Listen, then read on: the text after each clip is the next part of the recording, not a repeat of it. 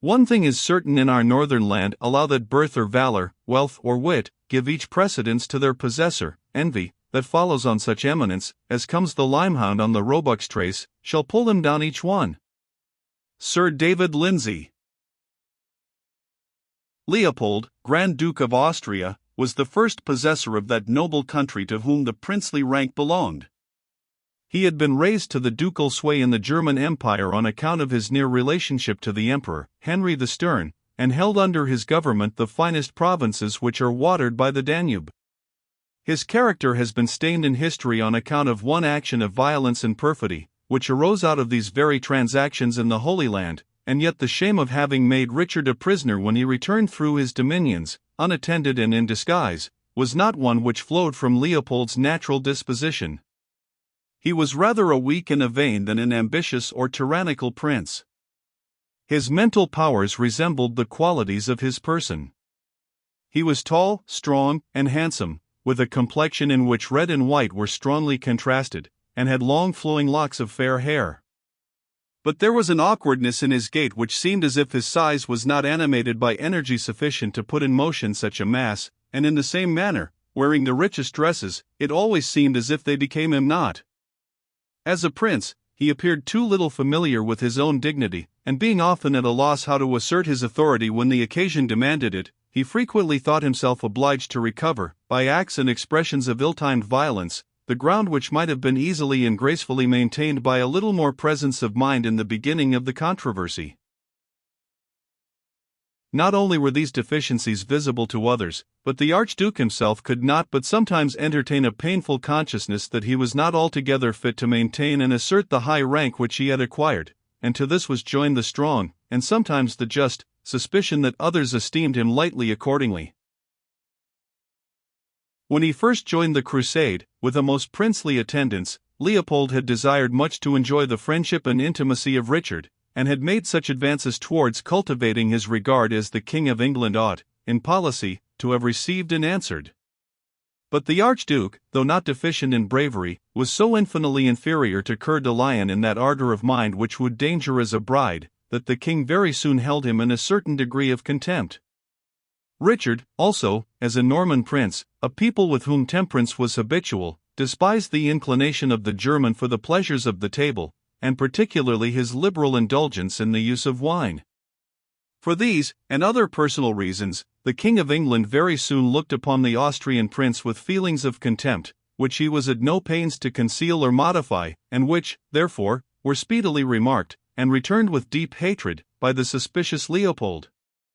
The discord between them was fanned by the secret and politic arts of Philip of France, one of the most sagacious monarchs of the time, who, dreading the fiery and overbearing character of Richard, considering him as his natural rival, and feeling offended, moreover, at the dictatorial manner in which he, a vassal of France for his continental domains, conducted himself towards his liege lord, endeavored to strengthen his own party, and weaken that of Richard, by uniting the crusading princes of inferior degree in resistance to what he termed the usurping authority of the King of England. Such was the state of politics and opinions entertained by the Archduke of Austria, when Conrad of Montserrat resolved upon employing his jealousy of England as the means of dissolving, or loosening at least, the League of the Crusaders. The time which he chose for his visit was noon, and the pretence, to present the Archduke with some choice Cyprus wine which had lately fallen into his hands, and discuss its comparative merits with those of Hungary and of the Rhine. An intimation of his purpose was, of course, answered by a courteous invitation to partake of the archducal meal, and every effort was used to render it fitting the splendor of a sovereign prince.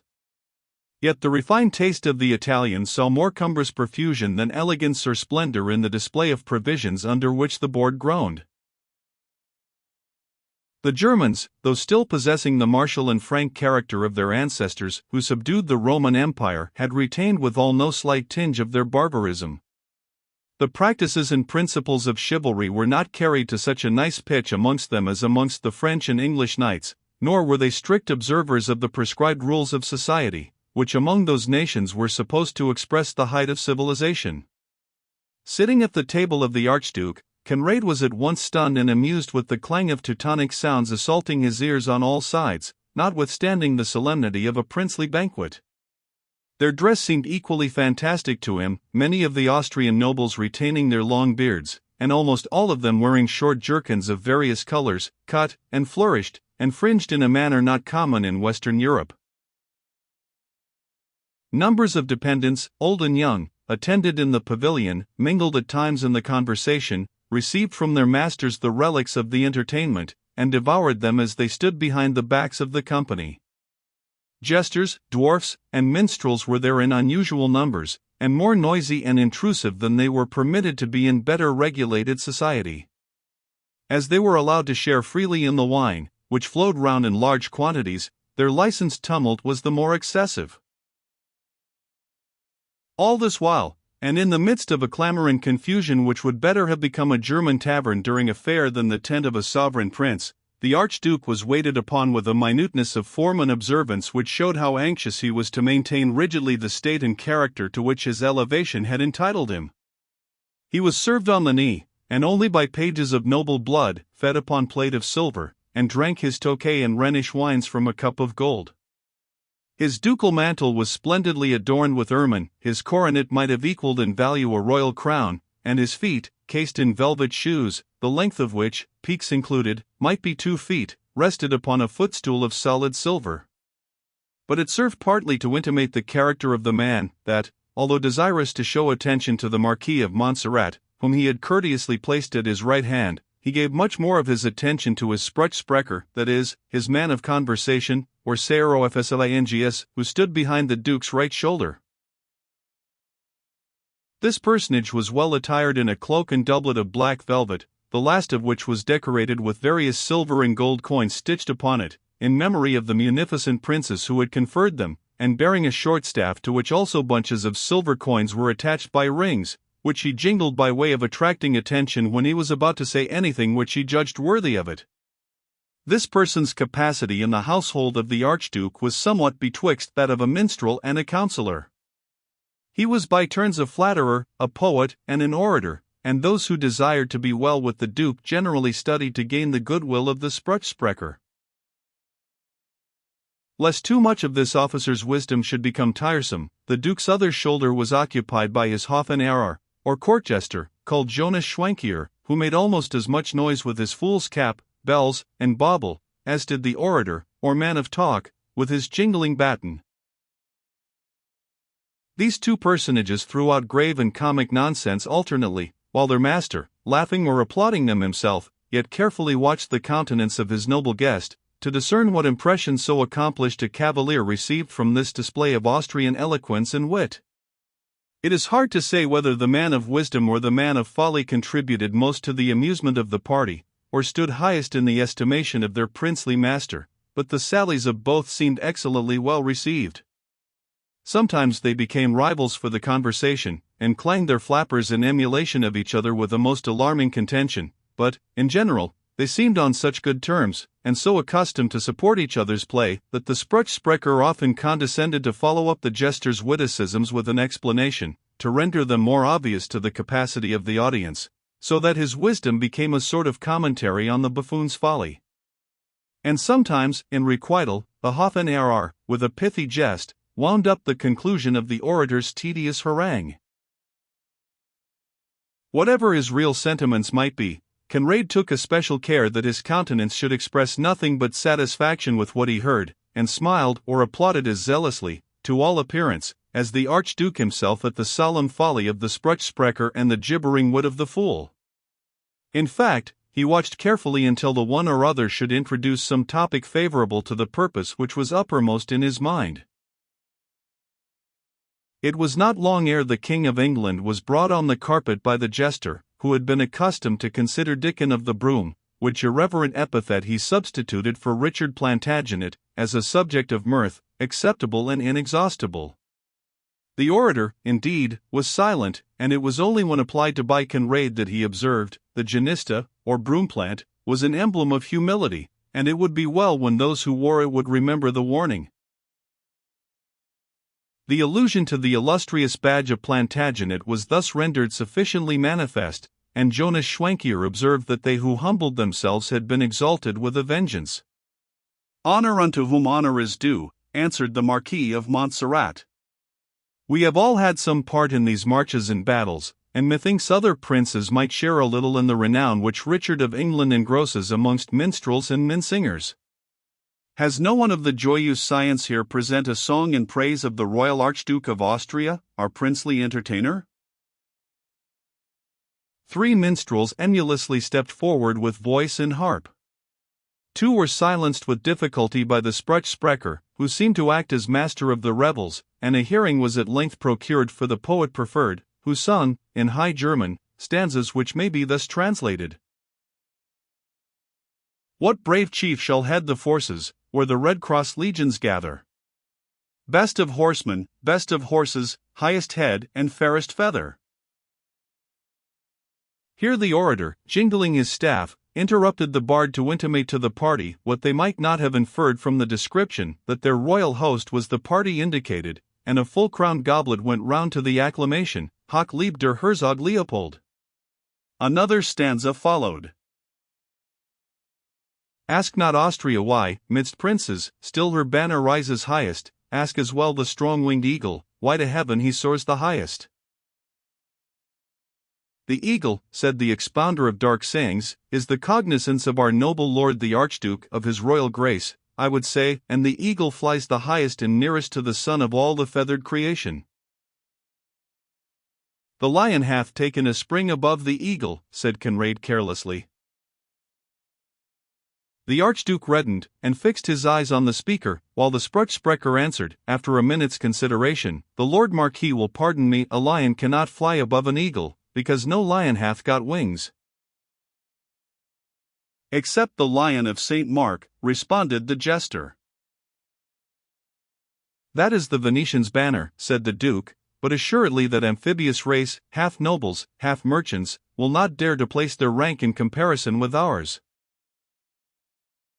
Nay, it was not of the Venetian lion that I spoke, said the Marquis of Montserrat, but of the 3 lions passant of England. Formerly, it is said, they were leopards, but now they are become lions at all points, and must take precedence of beast, fish, or fowl, or Woolworth the gainstander. Mean you seriously, my lord, said the Austrian, now considerably flushed with wine. Think you that Richard of England asserts any preeminence over the free sovereigns who have been his voluntary allies in this crusade? I know not, but from circumstances, answered Conrad. Yonder hangs his banner alone in the midst of our camp, as if he were king and generalissimo of our whole Christian army. And do you endure this so patiently, and speak of it so coldly, said the Archduke. Nay, my lord, answered Conrad, it cannot concern the poor Marquis of Montserrat to contend against an injury patiently submitted to by such potent princes as Philip of France and Leopold of Austria. What dishonor you are pleased to submit to cannot be a disgrace to me. Leopold closed his fist, and struck on the table with violence. I have told Philip of this, he said. I have often told him that it was our duty to protect the inferior princes against the usurpation of this islander, but he answers me ever with cold respects of their relations together as suzerain and vassal, and that it were impolitic in him to make an open breach at this time and period. The world knows that Philip is wise, said Conrad, and will judge his submission to be policy. Yours, my lord, you can yourself alone account for, but I doubt not you have deep reasons for submitting to English domination. I submit, said Leopold indignantly, I, the Archduke of Austria, so important and vital a limb of the Holy Roman Empire, I submit myself to this king of half an island, this grandson of a Norman bastard. No, by heaven! The camp and all Christendom shall see that I know how to right myself, and whether I yield ground 1 inch to the English bandog. Up, my lieges and merry men, up and follow me. We will, and that without losing 1 instant, place the eagle of Austria where she shall float as high as ever floated the cognizance of king or kaiser. With that he started from his seat, and amidst the tumultuous cheering of his guests and followers, made for the door of the pavilion, and seized his own banner, which stood pitched before it. Nay, my lord, said Conrad, affecting to interfere, it will blemish your wisdom to make an affray in the camp at this hour, and perhaps it is better to submit to the usurpation of England a little longer than to. Not an hour, not a moment longer, vociferated the Duke, and with the banner in his hand, and followed by his shouting guests and attendants, marched hastily to the central mount, from which the banner of England floated, and laid his hand on the standard spear, as if to pluck it from the ground. "My master, my dear master," said Jonas Schwenkier, throwing his arms about the Duke, "take heed, lions have teeth." "And eagles have claws," said the Duke, not relinquishing his hold on the bannerstaff, yet hesitating to pull it from the ground. The speaker of sentences, notwithstanding such was his occupation, had nevertheless some intervals of sound sense. He clashed his staff loudly, and Leopold, as if by habit, turned his head towards his man of counsel. "The eagle is king among the fowls of the air," said the Sprüchsprecher, "as is the lion among the beasts of the field. Each has his dominion, separated as wide as England and Germany. Do thou, noble eagle, no dishonor to the princely lion, but let your banners remain floating in peace side by side."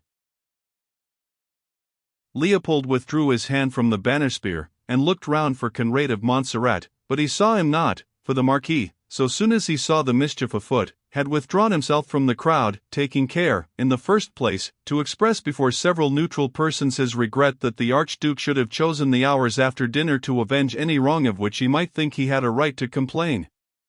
Not seeing his guest, to whom he wished more particularly to have addressed himself, the Archduke said aloud that, having no wish to breed dissension in the army of the Cross, he did but vindicate his own privileges and right to stand upon an equality with the King of England, without desiring, as he might have done, to advance his banner which he derived from emperors, his progenitors, above that of a mere descendant of the Counts of Anjou, and in the meantime he commanded a cask of wine to be brought hither and pierced, for regaling the bystanders, who, with tuck of drum and sound of music, quaffed many a carouse round the Austrian standard. This disorderly scene was not acted without a degree of noise, which alarmed the whole camp.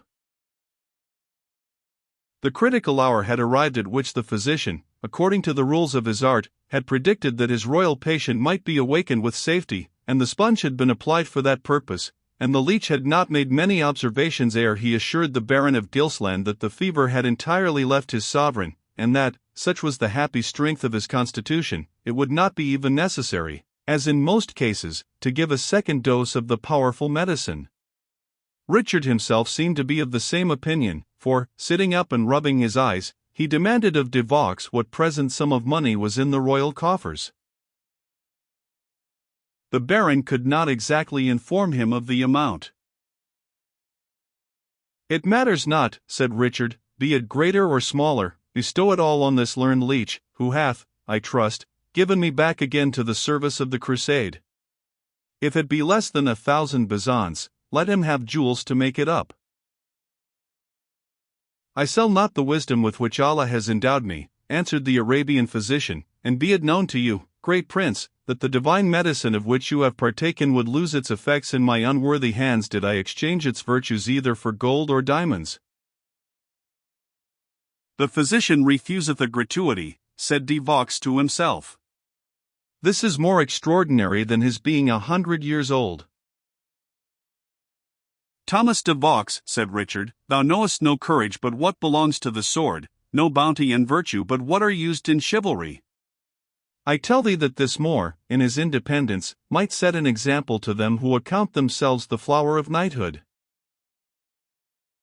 "It is reward enough for me," said the Moor, folding his arms on his bosom, and maintaining an attitude at once respectful and dignified, "that so great a king as the Melech Ric, Richard was thus called by the Eastern nations, should thus speak of his servant. But now let me pray you again to compose yourself on your couch, for though I think there needs no further repetition of the divine draught, yet injury might ensue from any too early exertion ere your strength be entirely restored." "I must obey thee, Hakim," said the king, "yet believe me, my bosom feels so free from the wasting fire which for so many days hath scorched it, that I care not how soon I expose it to a brave man's lance. But hark! What mean these shouts, and that distant music, in the camp? Go, Thomas de Vaux, and make inquiry." "It is the Archduke Leopold," said de Vaux, returning after a minute's absence, "who makes with his pot companions some procession through the camp." "The drunken fool!" exclaimed King Richard. "Can he not keep his brutal inebriety within the veil of his pavilion, that he must needs show his shame to all Christendom? What say you, Sir Marquis?" he added, addressing himself to Conrad of Montserrat, who at that moment entered the tent. "Thus much, honoured prince," answered the Marquis, "that I delight to see your Majesty so well, and so far recovered, and that is a long speech for anyone to make who has partaken of the Duke of Austria's hospitality." "What? You have been dining with the Teutonic wineskin," said the monarch. "And what frolic has he found out to cause all this disturbance? Truly, Sir Conrad, I have still held you so good a reveller that I wonder at your quitting the game." De Vaux, who had got a little behind the king, now exerted himself by look and sign to make the Marquis understand that he should say nothing to Richard of what was passing without. But Conrad understood not, or heeded not, the prohibition. "What the Archduke does," he said, "is of little consequence to anyone, least of all to himself, since he probably knows not what he is acting, yet, to say truth, it is a gamble I should not like to share in, since he is pulling down the banner of England from St. George's Mount, in the centre of the camp yonder, and displaying his own in its stead." "What sayest thou?" exclaimed the king, in a tone which might have waked the dead. "Nay," said the Marquis, "let it not chafe your highness that a fool should act according to his folly." "Speak not to me," said Richard, springing from his couch, and casting on his clothes with a dispatch which seemed marvellous. "Speak not to me, Lord Marquis de Multon, I command thee, speak not a word to me. He that breathes but a syllable is no friend to Richard Plantagenet. Hakim, be silent, I charge thee." All this while the king was hastily clothing himself, and, with the last word, snatched his sword from the pillar of the tent, and without any other weapon, or calling any attendants, he rushed out of his pavilion. Conrad, holding up his hands as if in astonishment, seemed willing to enter into conversation with de Vaux, but Sir Thomas pushed rudely past him, and calling to one of the royal equerries, said hastily, "Fly to Lord Salisbury's quarters, and let him get his men together and follow me instantly to St. George's Mount. Tell him the king's fever has left his blood and settled in his brain."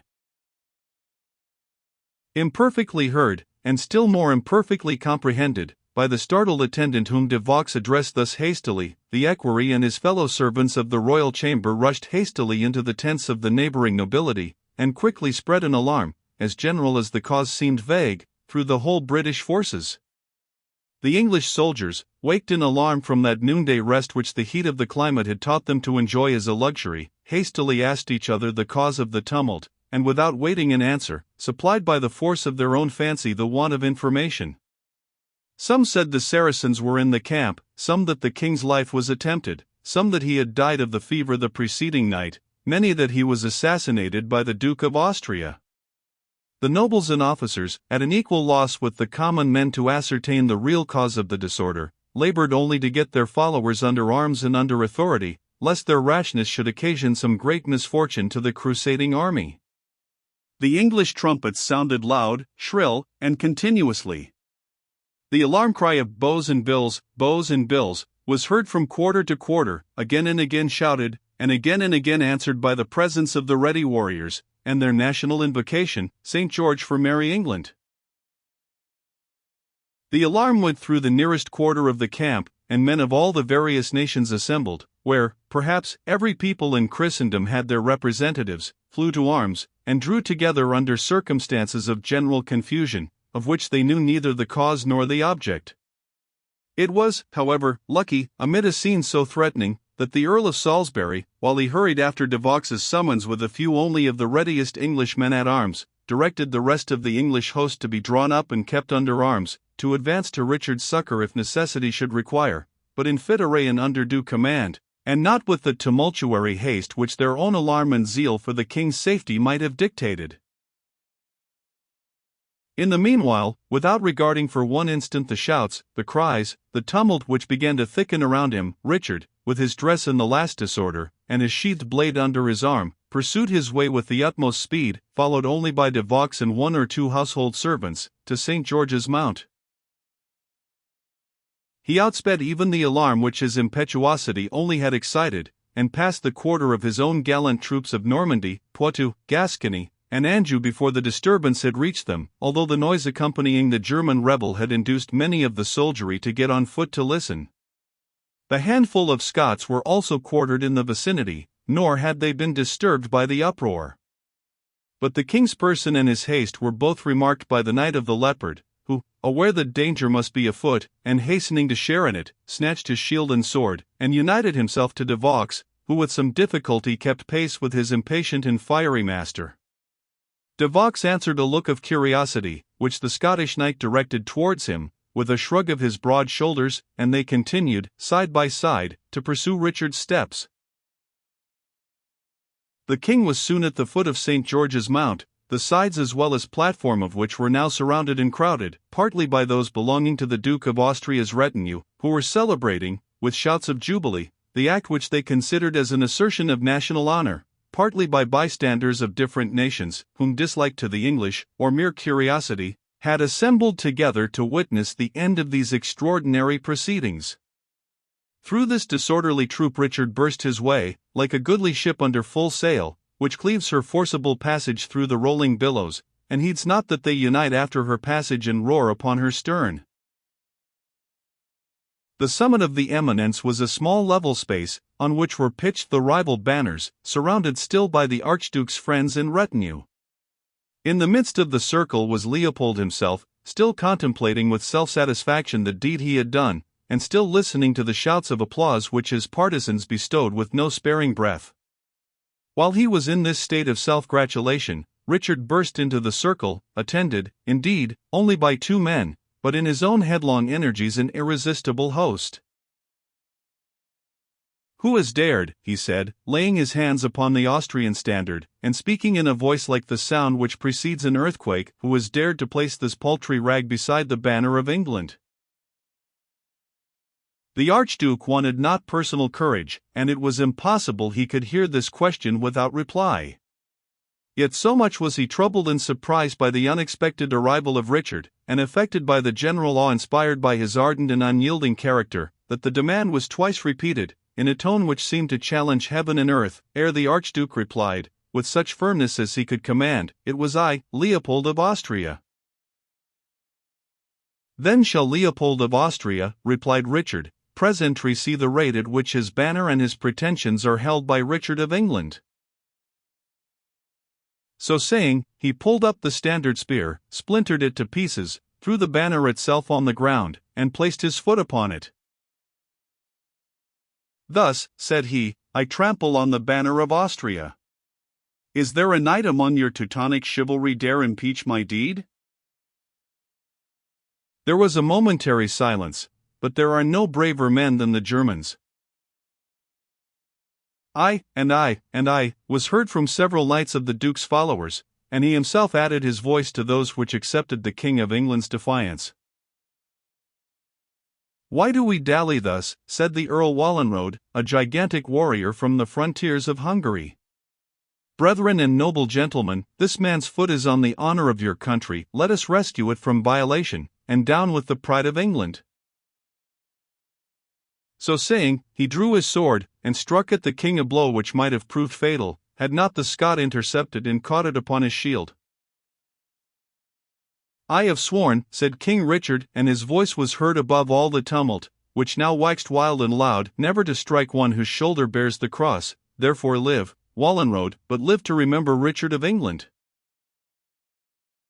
As he spoke, he grasped the tall Hungarian round the waist, and, unmatched in wrestling, as in other military exercises, hurled him backwards with such violence that the mass flew as if discharged from a military engine, not only through the ring of spectators who witnessed the extraordinary scene, but over the edge of the mount itself, down the steep side of which Wallenrode rolled headlong, until, pitching at length upon his shoulder, he dislocated the bone, and lay like one dead. This almost supernatural display of strength did not encourage either the Duke or any of his followers to renew a personal contest so inauspiciously commenced.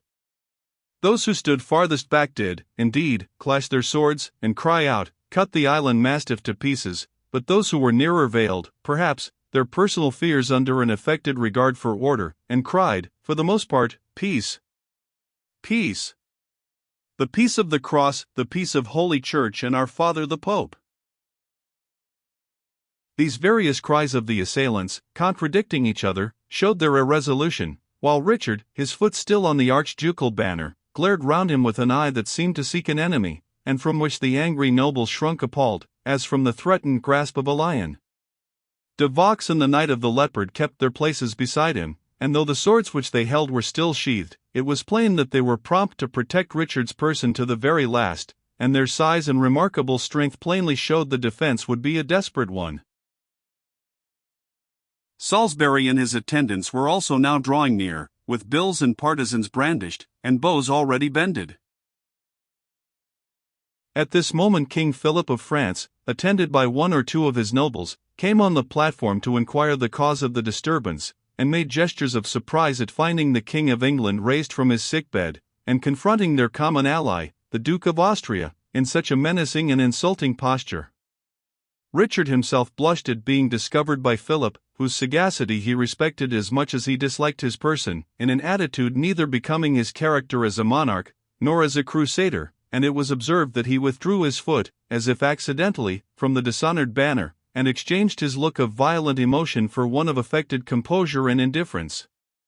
Leopold also struggled to attain some degree of calmness, mortified as he was by having been seen by Philip in the act of passively submitting to the insults of the fiery King of England.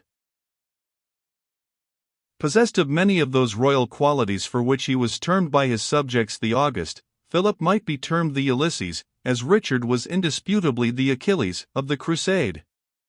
The King of France was sagacious, wise, deliberate in council, steady and calm in action, seeing clearly, and steadily pursuing, the measures most for the interest of his kingdom, dignified and royal in his deportment, brave in person, but a politician rather than a warrior. The crusade would have been no choice of his own, but the spirit was contagious, and the expedition was enforced upon him by the Church, and by the unanimous wish of his nobility. In any other situation, or in a milder age, his character might have stood higher than that of the adventurous Coeur de Lion. But in the crusade, itself an undertaking wholly irrational, sound reason was the quality of all others least estimated, and the chivalric valor which both the age and the enterprise demanded was considered as debased if mingled with the least touch of discretion. So that the merit of Philip, compared with that of his haughty rival, showed like the clear but minute flame of a lamp placed near the glare of a huge, blazing torch, which, not possessing half the utility, makes 10 times more impression on the eye. Philip felt his inferiority in public opinion with the pain natural to a high-spirited prince, and it cannot be wondered at if he took such opportunities as offered for placing his own character in more advantageous contrast with that of his rival. The present seemed one of those occasions in which prudence and calmness might reasonably expect to triumph over obstinacy and impetuous violence. What means this unseemly broil betwixt the sworn brethren of the cross, the royal majesty of England and the princely Duke Leopold? How is it possible that those who are the chiefs and pillars of this holy expedition? "A truce with thy remonstrance, France," said Richard, enraged inwardly at finding himself placed on a sort of equality with Leopold, yet not knowing how to resent it. "This duke, or prince, or pillar, if you will, hath been insolent, and I have chastised him, that is all. Here is a coil, forsooth, because of spurning a hound." "Majesty of France," said the Duke, "I appeal to you and every sovereign prince against the foul indignity which I have sustained. This King of England hath pulled down my banner torn and trampled on it, because he had the audacity to plant it beside mine," said Richard. "My rank as thine equal entitled me," replied the Duke, emboldened by the presence of Philip. "Assert such equality for thy person," said King Richard, "and, by St. George, I will treat thy person as I did thy broidered kerchief there, fit but for the meanest use to which kerchief may be put." "Nay, but patience, brother of England," said Philip, "and I will presently show Austria that he is wrong in this matter. Do not think, noble Duke," he continued, "that, in permitting the standard of England to occupy the highest point in our camp, we, the independent sovereigns of the Crusade, acknowledge any inferiority to the royal Richard. It were inconsistent to think so, since even the oriflamme itself, the great banner of France, to which the royal Richard himself, in respect of his French possessions, is but a vassal, holds for the present an inferior place to the lions of England.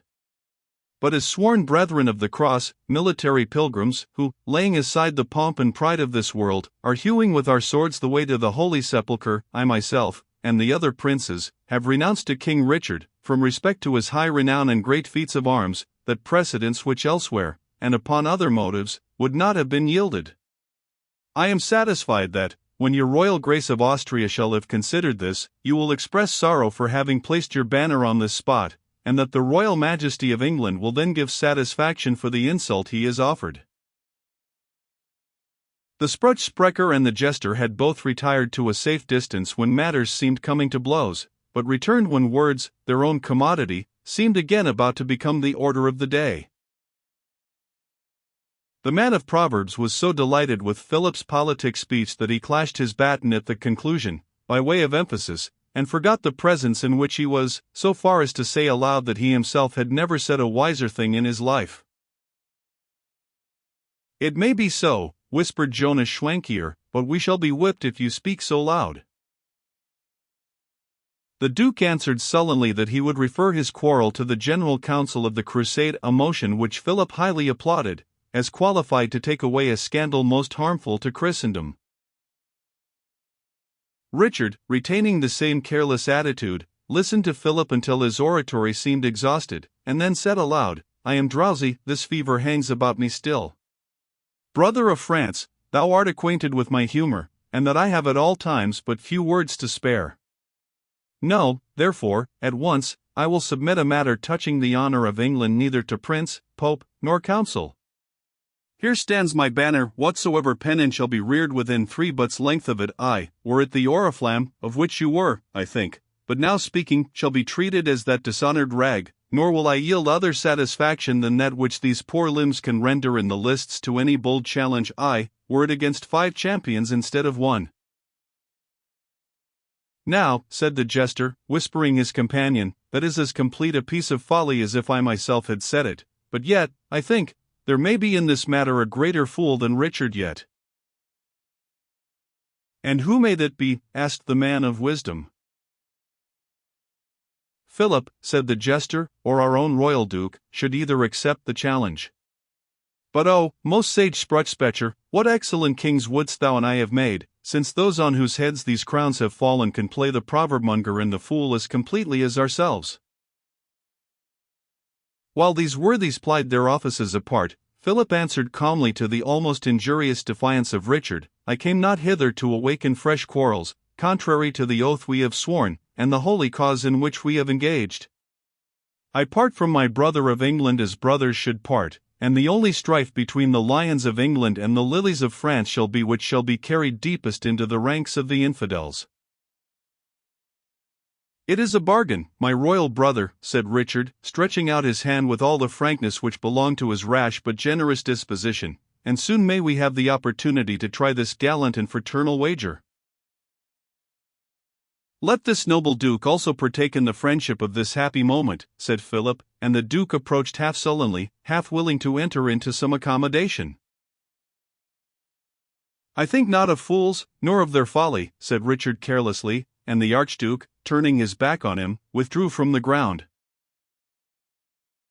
Richard looked after him as he retired. There is a sort of glowworm courage, he said, that shows only by night. I must not leave this banner unguarded in darkness, by daylight the look of the lions will alone defend it. Here, Thomas of Gilsland, I give thee the charge of the standard, watch over the honor of England. Her safety is yet more dear to me, said De Vaux, and the life of Richard is the safety of England. I must have your highness back to your tent, and that without further tarriance. Thou art a rough and peremptory nurse, De Vaux, said the king, smiling, and then added, addressing Sir Kenneth, valiant Scot, I owe thee a boon, and I will pay it richly. there stands the banner of England. Watch it as novice does his armor on the night before he is dubbed. Stir not from it 3 spears' length, and defend it with thy body against injury or insult. Sound thy bugle if thou art assailed by more than 3 at once.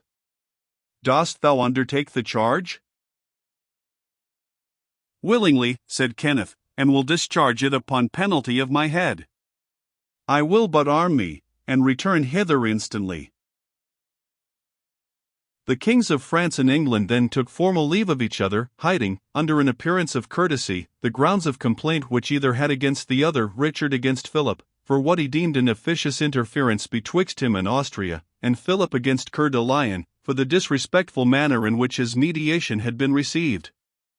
Those whom this disturbance had assembled now drew off in different directions, leaving the contested mount in the same solitude which had subsisted till interrupted by the Austrian bravado.